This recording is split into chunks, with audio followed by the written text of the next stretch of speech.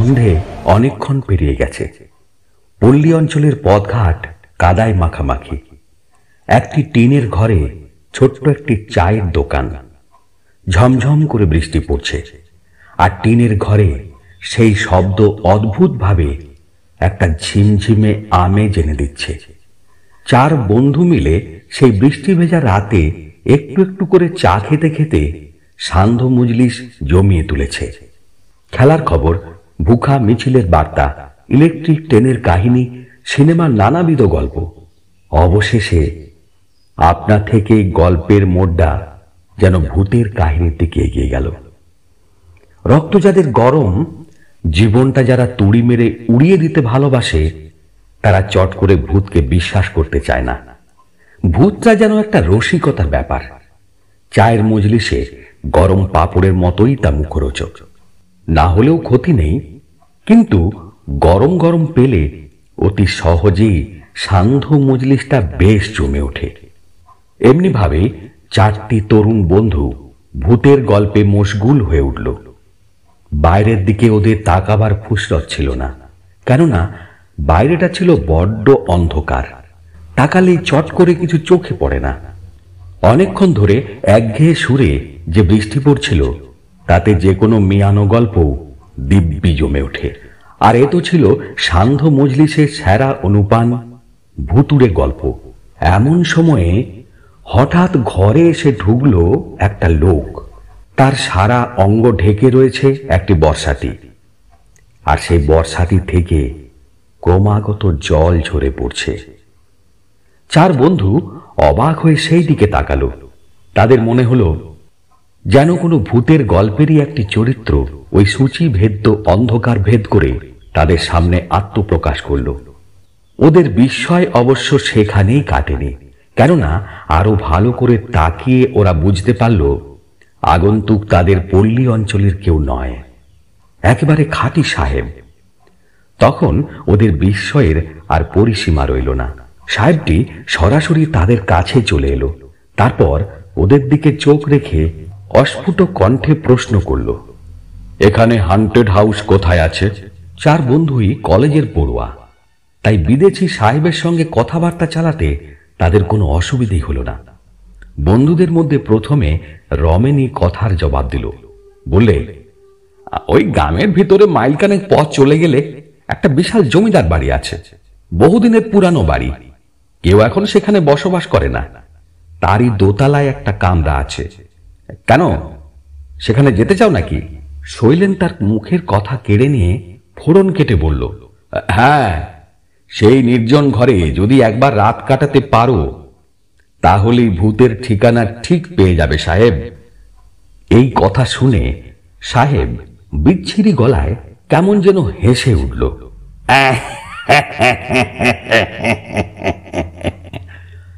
ক্রমাগত চিৎকার করার পর যেভাবে মানুষের গলা ভেঙে যায়, অনেকটা সেই রকম তার গলার আওয়াজ।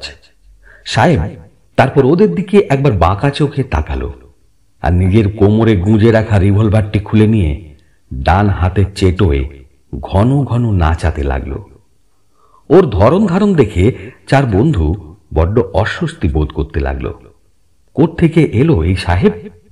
ওর নিয়তি কি ওকে এই জলঝরা রাত্রে এই অজ পাড়া গায়ে হাতছানি দিয়ে ডেকে এনেছে নাকি? বুদ্ধু রসিকতা করে প্রশ্ন করল, তা সাহেব, সেই ভুতুড়ে বাড়িতে তুমি কি একা যেতে পারবে, না লোক আর লণ্ঠন সঙ্গে জুটিয়ে দিতে হবে? সাহেব আরেকবার তার সেই রহস্যময় হাসি হেসে উঠল। তারপর পকেট থেকে নিজের টর্চটি বের করে বাইরের মিশকালো আধারের উদ্দেশ্যে যেন আলোর বুলেট ছেড়ে দিলে। সত্যি জোরদার টর্চ বলতে হবে। একটা গাছের মাথায় আলোটা গিয়ে পড়তে কয়েকটি বাদুড় ডানা ঝটপট করে আকাশে উড়ে গেল।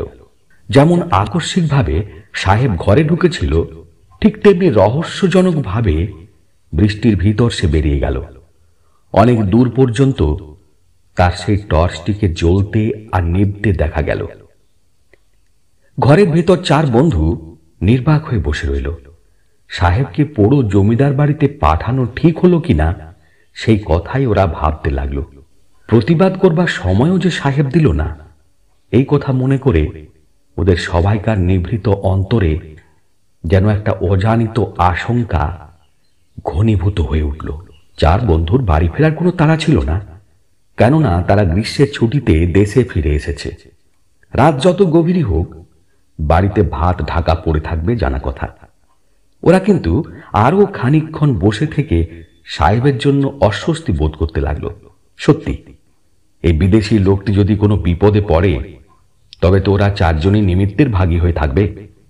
বাইরের মিচকালো অন্ধকারের দিকে তাকিয়ে আর ঝিমঝিম বৃষ্টির কথা ভেবে ওদের মন সত্যি ব্যাকুল হয়ে উঠল। মানুষটাকে একটা খেয়ালের ঝোঁকে মরণের মুখে ঠেলে দেওয়া হলো না তো? চার বন্ধুরই বাইক ছিল। ওরা নিঃশব্দে চায়ের দোকানের পয়সা চুকিয়ে দিয়ে বাইরে বেরিয়ে এলো। তারপর রওনা হলো সেই পোড়ো বাড়ির উদ্দেশ্যে। বহুকাল তারা ওই অঞ্চলে যায়নি। তারপর সম্প্রতি কলেজ ছুটি হতে দেশে ফিরে এসেছে। ওখানে পৌঁছে তো সবাই থমকে দাঁড়ালো। সেই পোড়ো বাড়ির সামনে এমন আগাছা ও গাঁটা গাছ গজিয়েছে যে ভিতরে ঢুকে কাসাধ্য। অনেক বৃথা চেষ্টা করে তারপর তারা জীর্ণপ্রায় ভবনটিতে ঢোকার আশা একেবারে ত্যাগ করল। ভূত ছাড়া সাপের ভয়ও তো আছে। এই আঁধার রাতে পোড়ো বাড়িতে ঢোকা মানে নিজের জীবনটিকে জমের হাতে তুলে দেওয়া। তাদের আগে যে কেউ এ বাড়িতে ঢুকেছে এমন কোনো চিহ্নও তারা খুঁজে পেল না। দূর থেকে তারা অপরিচিত সাহেবকে উদ্দেশ্য করে ডাকাডাকি করলে সে শব্দ ভাঙা দেওয়ালে প্রতিহত হয়ে ফিরে এলো। কোনো সাড়াই মিলল না। শৈলেন বললে, কাল ভোরে খবর নেওয়া ছাড়া আর কোনো উপায় তো দেখতে পাচ্ছি না।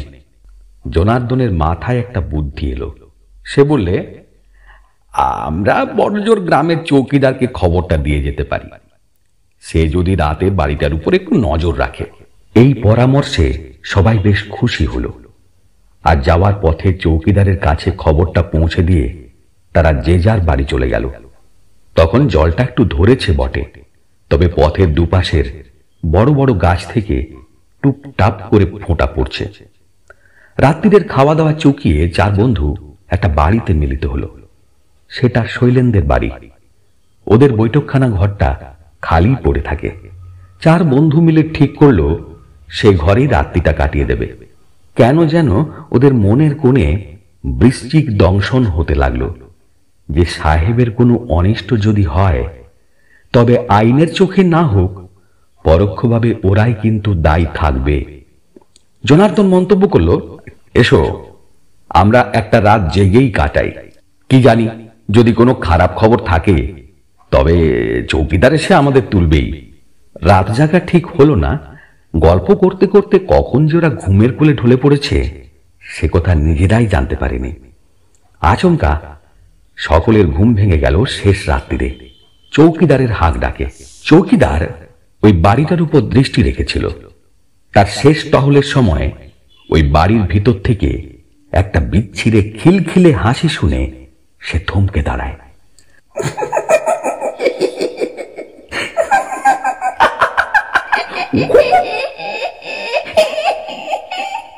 তারপর সে ক্রমাগত রাম রাম চিৎকার করতে থাকে। একা সে বাড়িতে ঢুকবার সাহস চৌকিদারের ছিল না, তাই কলেজের বাবুদের ডাকতে এসেছেন। চৌকিদারের সঙ্গে ওরা গিয়ে যখন জমিদারের ভাঙা বাড়িতে হাজির হলো, তখন পূব আকাশটা প্রায় ফর্সা হয়ে এসেছে। চৌকিদার লাঠি দিয়ে আগাছা সরিয়ে ওদের পথ করে দিল। ওরা সবাই তার পেছন পেছনে এগিয়ে চলল। মানুষের সাড়া পেয়ে একটা শেয়ালের বাচ্চা একবার মুখ বাড়িয়েই একেবারে দেছুট। একতলার জায়গায় জায়গায় বেশ ভেঙে গেছে। দোতলার উঠবার সিঁড়িটা খুঁজে নিয়ে ওরা যেই উপরের দিকে রওনা হয়েছে, অমনি একদল চামচিকে সবাইকার মাথার উপর চক্কর দিয়ে ঘুরতে লাগলো। কিন্তু ওরা সেসব কিছুই ভ্রুক্ষেপ করল না। হাজির হলো দোতলার বিরাট বারান্দায়। সামনের একটা ঘর থেকে কেমন যেন গো গো শব্দ শোনা যাচ্ছে। দরজাটা ধাক্কা মেরে খুলে ফেলে সবাই একসঙ্গে ঢুকে পড়ল সেই ঘরে। কি আশ্চর্য ব্যাপার! সেই সাহেবই তো, লোকটার গো আছে বলতে হবে। এই ভাঙা জঞ্জালে ভর্তি জনমানবহীন বাড়িতে ঢুকতে ওরা এতটুকু ভয় করেনি। কিন্তু সাহেবটা যে অর্ধচেতন হয়ে পড়ে আছে, আর তারই মুখ থেকে ওই রকম একটা গো গো শব্দ বের হচ্ছে। শৈলেন বললে, কি আশ্চর্য! টর্চ জেলে সাহেব কি যেন লিখছিল। বুদ্ধু নিচু হয়ে বসে পড়ে মন্তব্য করল, সাহেব ডায়েরি লিখছিল। জনার্দন বললে, তাজ্জব ব্যাপার, ডায়েরিটা তাহলে পড়ে দেখতে হয়। সেও নিচু হয়ে বসে পড়ল। সবাই একসঙ্গে বলে উঠল, পড় পড়, সাহেব কি লিখতে লিখতে অজ্ঞান হয়ে গেছে, সেটা আগে জানা দরকার। জনার্দন তখন ডায়েরি দেখে পড়তে লাগলো। 12:15।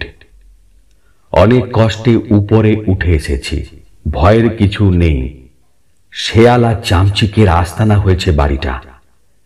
ঠিক করেছি এই রাতটা এই ঘরে কাটিয়ে দেব। বর্ষাতিটা ভালো করে মেঝেতে পেতে নিলাম। বেশ শীত করছে যেন। ঘরের জানালাগুলো বন্ধ করে দিলাম। টর্চটা জ্বালানোই থাকলো। 1:20। হয়তো একটু ঘুমই এসেছিল। হঠাৎ কিসের শব্দে চোখ মেলে তাকালাম। কি আশ্চর্য! ঘরের জানালাগুলো দড়াম দড়াম করে খুলে যাচ্ছে। এর কারণ কি? জানালাগুলো আবার বন্ধ করে দিলাম। 1:30। একটা পৈশাচিক হাসিতে চমকে উঠলাম।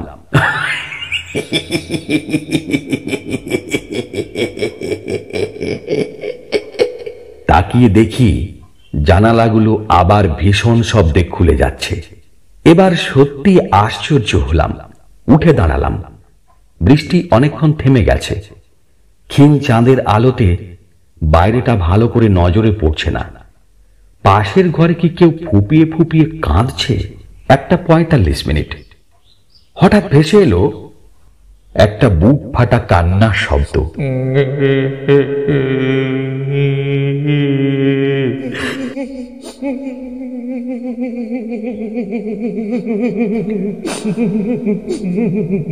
তাকিয়ে দেখি বন্ধ দরজা ভেদ করে একটা কঙ্কাল আসছে।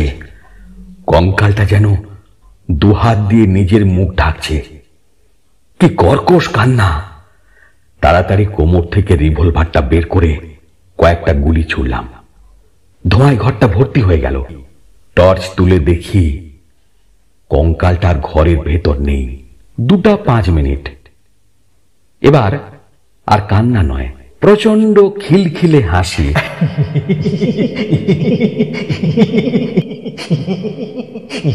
তাকিয়ে দেখি মাথার উপরে অনেকগুলি কঙ্কাল ঘুরে বেড়াচ্ছে। তাদের ঠান্ডা নিঃশ্বাস যেন আমার ঘাড়ে এসে লাগছে। মনে হচ্ছে এই জায়গাটা যেন জমে বরফ হয়ে গেছে। তাড়াতাড়ি লাফিয়ে উঠলাম মেঝে থেকে। প্রচন্ড চিৎকার করে উঠলাম। সেটা ভয় থেকে না ওদের ভয় দেখানোর জন্য নিজেই বুঝতে পারলাম না। হঠাৎ উপরের দিকে তাকিয়ে দেখি কঙ্কালগুলো যেন হাওয়ায় মিশে গেছে। 2:30। ঘুম চোখ থেকে এবার পালিয়ে গেছে। ভয়ানক শীত করছে আমার। মনে হচ্ছে যেন দার্জিলিং কিংবা লন্ডনে আছি। গরমের কাল বলে সঙ্গে উলের কিংবা গরম জামা কিছু নেই। সবগুলো জানলা দিয়ে হুহু করে শীতের বাতাস আসতে লাগলো। জানলাগুলো আবার বন্ধ করে দিলাম। 3:10। কিছুই বুঝতে পারছি না আমি জেগে আছি না ঘুমিয়ে পড়েছি। মনে হলো শ্বেত শুভ্র কঙ্কালগুলো আস্তে আস্তে পা টিপে টিপে আমার গায়ের উপর একটি বরফের চাদর বিছিয়ে দিল। আমি শত চেষ্টা করেও গা থেকে সে চাদর খুলতে পারলাম না। কি কাল ঘুম এলো যে আমার চোখে! কি প্রচন্ড শীত! ডায়েরিতে এই পর্যন্তই লেখা আছে। 4 বন্ধু অবাক হয়ে ডায়েরির দিকে তাকিয়ে রইল। ওদিকে চৌকিদার এরই মধ্যে নিচে গিয়ে এক মগ জল সংগ্রহ করে এনেছে। সেই জল আজলা করে নিয়ে সাহেবটির মুখে চোখে ছিটিয়ে দিতেই সে 2 চোখ মেলে তাকালো। চোখ দুটো জবা ফুলের মতো লাল। হাহা করে হেসে উঠল সেই সাহেব। সাহেবের গায়ে এত জোর ওরা চারজন বন্ধু মিলেও তাকে ধরে রাখতে পারছে না। তারপরে তার দেহটা একেবারে নেতিয়ে পড়ল। কিছুক্ষণ বাদে এই বাড়িরই প্রাচীন বুড়ো দারোয়ান লাঠি ঠকঠক করতে করতে এসে হাজির হলো। সে এই ভুতুড়ে বাড়িটার কাছেই কোথায় যেন থাকে। এই বাড়িতে লোকজনের আনাগোনা শব্দ পেয়ে আর চিৎকার শুনে দেখতে এসেছে আসল ব্যাপারটা কি। দারোয়ানের বয়স নাকি 108 বছর। তার কাছেই সব কথা জানা গেল। এই জমিদার পরিবারে 3 পুরুষ আগে একজন নাকি খুব অত্যাচারী ছিলেন। হেন অন্যায় কাজ নেই যা করতে তার হাত কাঁপত। একবার একদল দুর্ভিক্ষ পীড়িত প্রজাকে অতি সামান্য কারণে ধরে এনে খেতে না দিয়ে দিনের পর দিন শুকিয়ে রেখে মেরে ফেলে। তারপর থেকেই এ বাড়িতে ভূতের উপদ্রব। শোনা যায় সেই জমিদার নিজেও নাকি ভূতের হাতে মারা পড়েছিল। কাহিনী শেষ করে সেই অতি বৃদ্ধ দারোয়ান আকাশের দিকে হাত তুলে বললে, নসিব, নসিব, সবই নসিব, নইলে এই পরদেশী সাহেব এখানে প্রেতাত্মার হাতে প্রাণ দিতে আসবে কেন?